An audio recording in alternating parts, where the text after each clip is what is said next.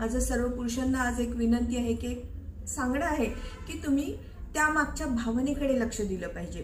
जेव्हा अशी सिच्युएशन कधी येईल तुमच्यावरती आणि तुमची पत्नी, आई, बहीण जी कोण आहे, स्त्री जर ती येऊन तुमच्याजवळ विचारत असेल की आता मी काय करू बरं, तर अशा वेळी तिला तुमच्याकडून कोणत्याही सल्ल्याची, उपदेशाची आवश्यकता नाही, ही गोष्ट लक्षात घ्या.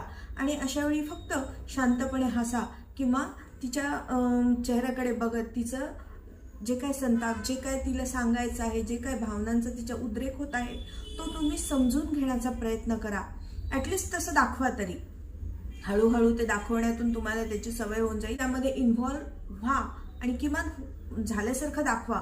आणि मग ह्यातून काही नाही, त्यानंतर एक ग्लासभर तिला पाणी आणून द्या. वाटलंच फार तर चहाचा कप वगैरे एखादा छानसा कपभर चहा करून तिला द्या.